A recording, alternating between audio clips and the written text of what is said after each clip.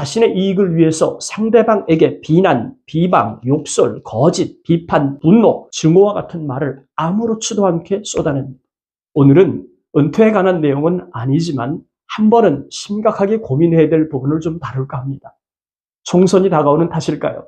자신의 혀를 통제하지 않는 너무 많은 것 같습니다. 그래서 오늘은 혀는 살아있어서 통제하지 못하면 화를 입는다는 주제로 영상을 제작하였습니다. 혀는 우리가 의사소통을 하는 데 있어서 필수적인 일종의 도구죠. 혀를 잘못 쓰면 다른 사람의 마음에 상처를 주고 언젠가는 자신이 했던 그 말 때문에 곤란한 상황을 마주하게 됩니다.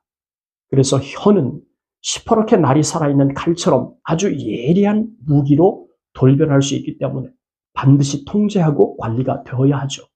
그런 의미로 오늘은 물과 혀, 마음과 화, 그리고 감동과 선함의 관계를 짚어보고 혀를 잘 사용해야 폐가 망신하는 화를 면할 수 있다는 취지로 말씀을 좀 드려보겠습니다. 먼저 물과 혀의 관계에 대해서 알아볼까요? 여러분도 알다시피 물은 우리가 살아가는데 아주 필수적인 요소입니다. 물은 우리의 목숨을 좌지우지하는 생명줄이죠. 하지만 물의 움직임을 들여다보면 잔잔한 호수처럼 아름답고 평화로울 때도 있지만 반대로 어느 한순간 거친 파도로 돌변해서 주변을 삼키는 위협을 가하기도 합니다. 그렇다면 우리 인간의 혀는 다를까요? 혀는 곧 입을 말하죠. 그러니까 혀가 정도를 지키면 잔잔한 호수처럼 마음이 평온해지는 소리를 만들지만 반대로 혀가 노하면 거친 파도를 만들기 때문에 급기야는 상대를 위협하거나 인격적으로 살상하는 무기로 돌변하는 일이 벌어집니다. 그렇다면 우리의 혀는 어떤 자극이 가해질 때 아름다운 소리를 만들고 어떤 자극이 들어오면 거칠어질까요? 혀를 평온하게 하려면 무엇보다 긍정적이고 선한 생각이 필요합니다. 예를 들어서 칭찬, 격려, 감사, 사랑, 용서와 같은 생각을 품는 거죠. 그렇게 되면 우리의 혀는 상대의 마음을 안정시키는 소리를 만들어줍니다. 이런 소리는 솜처럼 부드럽게 마음 중심으로 스며드는 특징이 있죠. 하지만 그 반대도 있습니다. 아주 악의적이고 편향적 사고를 가진 사람들의 혀가 바로 그렇죠. 이들의 혀는 자신의 이익을 위해서 상대방에게 비난, 비방, 욕설, 거짓, 비판, 분노, 증오와 같은 말을 아무렇지도 않게 쏟아냅니다. 결국은 상대방의 마음에 상처를 주는 일이 벌어지죠. 이는 잔잔한 호수가 폭우에 뒤집히는 것처럼 반드시 위험한 띠끝을 만들고 맙니다.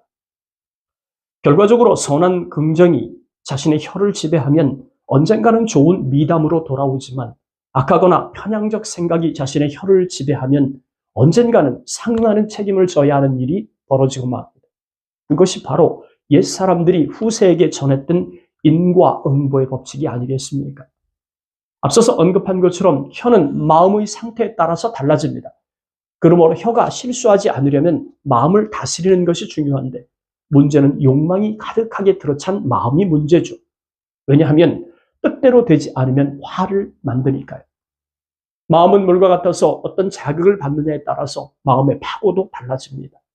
잔잔했던 마음도 악의적 자극에 노출이 되면 평정심을 잃고 물방울이 튀듯 살아서 펄떡거리니까요.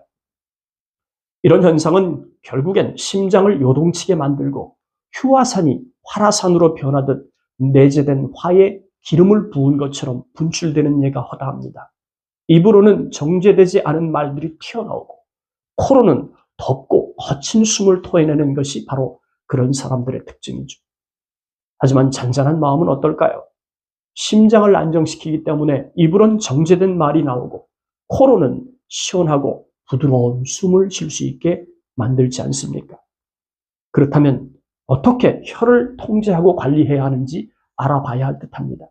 저는 혀를 통제하고 관리하는 방법으로 감동과 선한 생각을 말하고 싶습니다. 감동은 마음을 움직이는 힘이죠. 감동은 우리의 마음을 높은 곳으로 끌어올리고 좋은 기운을 자극하는 선순환을 만듭니다. 감동은 긍정적이고 선함이 깃든 자극에 의해서 발생하는데요. 남성 합창단의 예를 한번 들어보겠습니다. 그 이유는 제가 남성 합창을 지휘해 봤거든요. 남성의 목소리는 그 어떤 악기의 조화보다 아름다운 선율을 만듭니다. 곱디고 온 미성의 베이스는 아름답다는 표현이 부족할 만큼 포근하게 다가오죠. 천상의 목소리 같은 하이 테너는 아무도 없는 산속에서 홀로 듣는 꾀꼬리 소리와 비견될 만큼 아주 청초합니다. 이런 소리가 조화를 이룬 남성 아카펠라 4성부 합창을 듣다 보면 마음은 감동으로 들어차고 피부에는 닭살이 돋으면서 짜릿해지죠.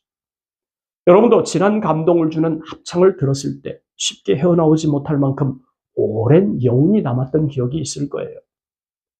이런 감동은 쉽게 사라지지 않습니다. 아주 오랜 잔상이 남는다고 할까요? 하지만 혀를 통해서 전달되는 소리가 자신의 능력을, 자신의 소리를 자랑하기 위한 발성을 한다면 합창은 순식간에 듣기 싫은 잡음 파티로 변질이 됩니다. 때문에 감동은 고사하고 자리를 박차고 나오고 싶은 그런 충동을 만들죠. 연주회를 마치고 나오면 반드시 호평이 쏟아집니다. 제가 혀의 의미를 합창에 비유한 이유는 음표와 가사는 곡이 만들어진 배경을 가지고 있습니다. 그래서 지휘자는 연주할 곡의 배경과 가사를 아주 정확하게 이해하려고 노력을 하죠. 그리고 단원들에게 곡의 의미를 극대화하기 위해서 자세한 설명을 덧붙입니다. 더불어 각 파트를 담당하는 단원들에게 소리를 어떻게 표현해야 곡의 의미를 제대로 전달할 수 있는지 약속을 세우고 연주를 하죠. 왜냐하면 그래야만 아름답고 훌륭한 감동적인 연주회가 될 수 있으니까요. 혀를 통제하고 관리하는 것은 우리의 삶에도 아주 큰 영향을 미칩니다. 머지않아서 총선이 다가오는 만큼 선거의 예를 한번 들어봅시다.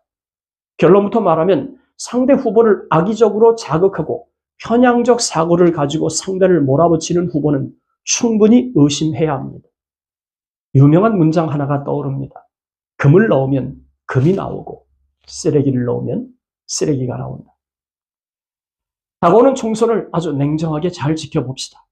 후보자가 오로지 당선만을 위해서 임기 내에 말도 안 되게 천문학적 돈이 들어가는 비현실적 쓰레기 공약을 토해내는지 현실적으로 합리적이고 지역 구민들이 충분히 이해할 만한 건설적 공약을 제시하는지 말이죠. 만약 현실성이 없는 쓰레기 공약을 남발하는 정치인을 뽑는다면 이는 나라의 미래를 짊어질 동량이 아니라 국민을 불행으로 인도하는 쓰레기 정치인을 만드는 꼴이라는 점을 절대 잊어서는 안 될 것 같습니다.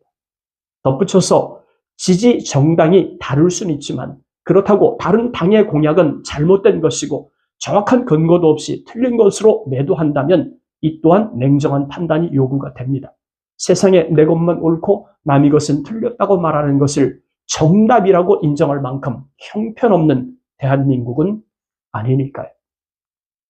상대 후보를 존중하고 협력하고 소통할 줄 아는 사람은 자신의 혀를 통제하는 능력이 있는 사람입니다. 그런 사람은 금이 들어와도 그 안에서 더 광택을 내고 더 가치를 높이고 더 품위가 있는 모습을 도출할 수 있는 사람이라고 생각을 합니다. 이제 마칠 시간이 다 되었네요. 오늘은 혀는 살아있어서 통제하지 못하면 화를 입는다는 주제로 이야기를 해보았습니다. 정치의 본질은 국민의 마음을 평안하게 하고 주머니 사정을 개선시키는 일이죠. 부디 이번 총선에서 번지르르한 혀로 나라를 시끄럽게 하는 정치인들이 모두 제거되었으면 좋겠습니다. 그가 누구든 말이죠. 저도 평안하고 싶습니다. 그럼 오늘 영상 마치겠습니다. 감사합니다.